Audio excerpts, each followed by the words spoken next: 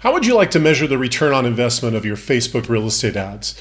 If so, you're going to want to take a look at this video. I'm going to break down the process, share with you the metrics that we found after thousands of ads and hundreds of thousands of dollars of Facebook ads spend, just to show you what makes a great return for your Facebook marketing. Take a look.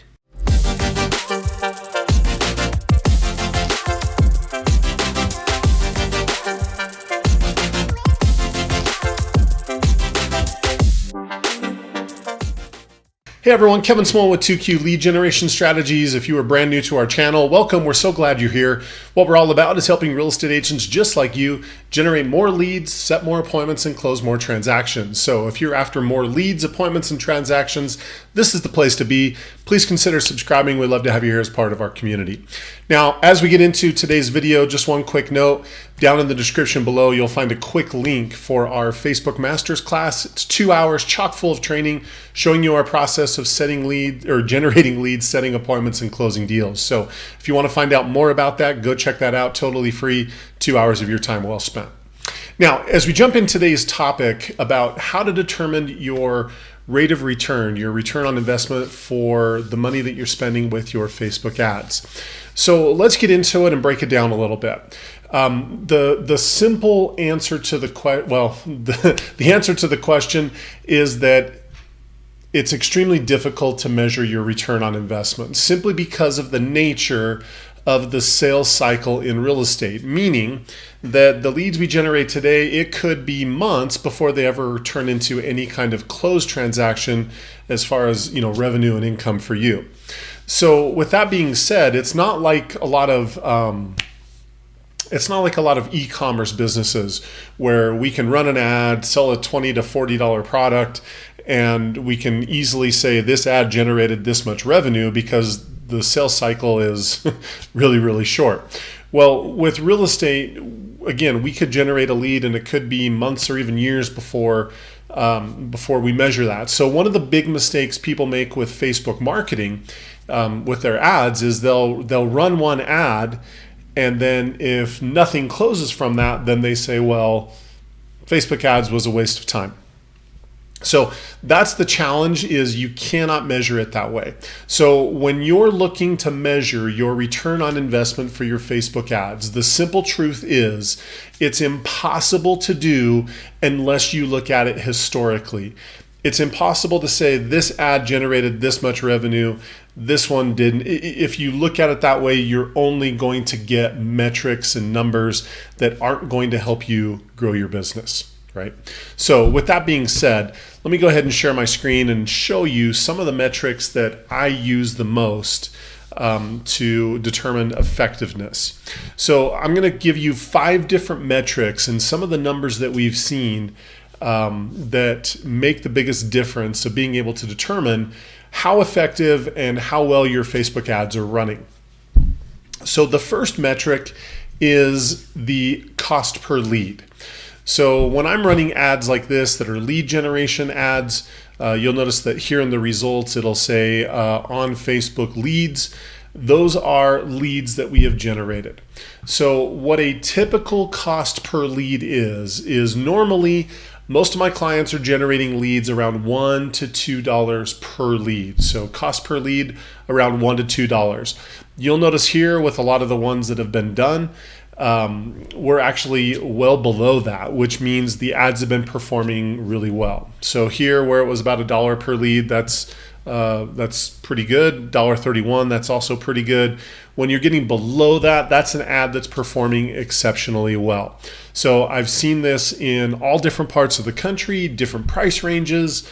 Frankly, it doesn't change a whole lot. It's the strategy that you're using. So the first metric that you want to pay attention to is your cost per lead. And if you're not in that $1 to $2 range, then there's ways that you can modify and change that and improve what you're doing. That's the first metric. The second metric is just the total number of leads, right?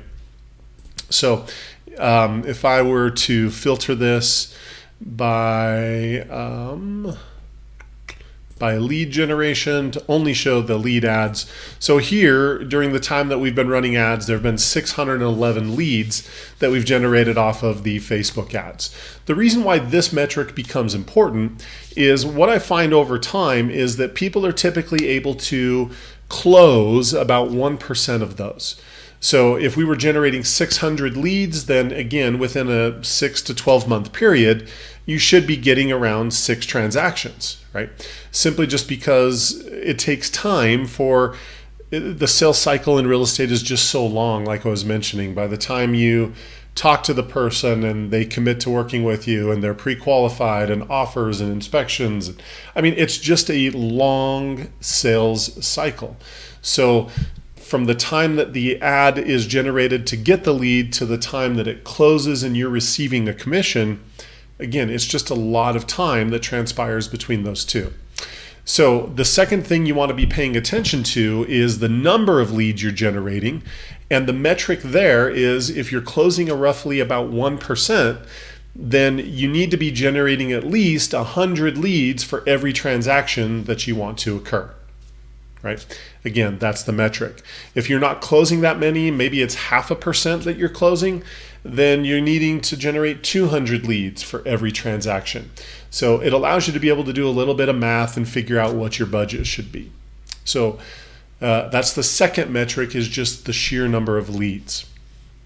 The third metric you really want to pay attention to help with your ROI, determining what your return on investment is and how effective your ads are, is your click-through rate.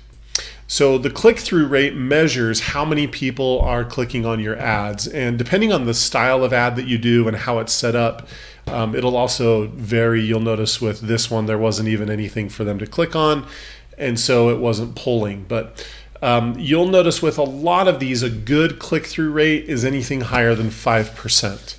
That's the metric that we see over and over again. So again, these two ads did really well. This one knocked it out of the park, and then a couple that were pretty close to average, but just slightly below that.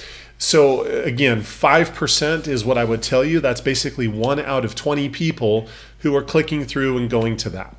Now, if you're seeing that, then the fourth metric is this one, which is the cost per click, how much it's costing you to get someone to click on it and do whatever action it is that you're asking. So if you're getting around a 5% click-through rate, then your cost per click should be around 20 cents, because that would be 5%, right? So 20 cents out of, basically 20 cents for every dollar, that would be 5%.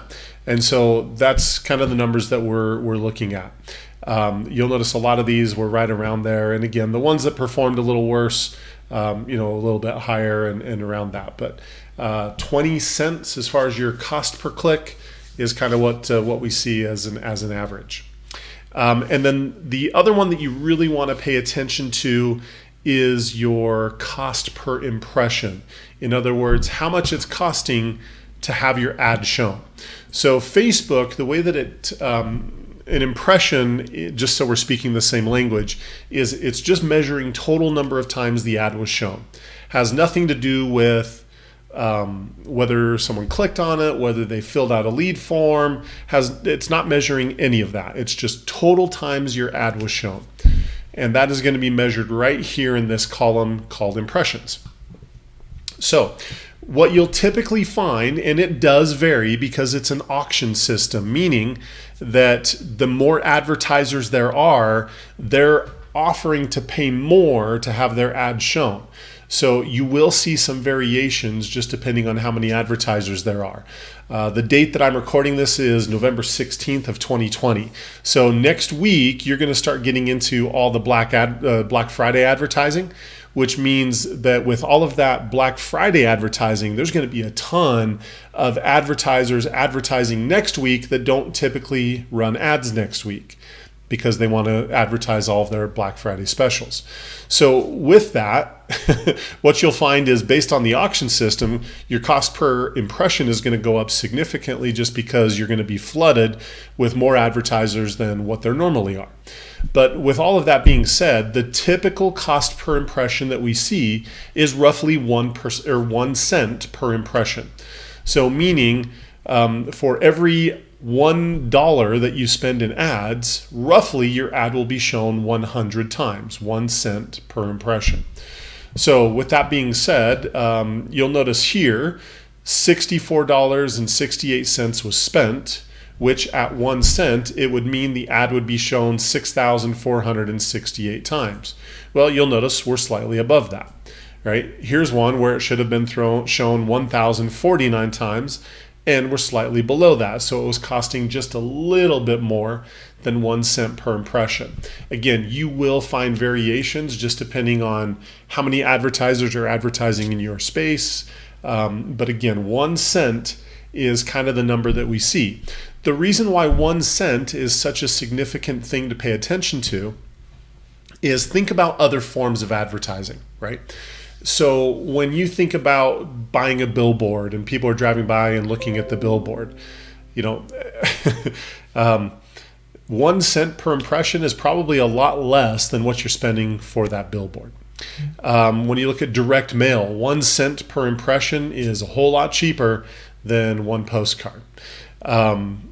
When you think about how many different forms of advertising there are, 1 cent per impression just really blows away anything else that I've ever seen.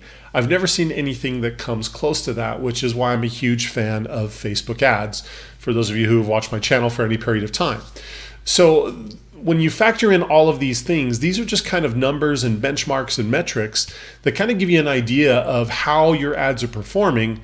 But the only way you can really truly calculate your rate of return is to look at it over time. You cannot run one ad and say, well, that ad generated X number of dollars, because frankly, the real estate industry just doesn't work that way.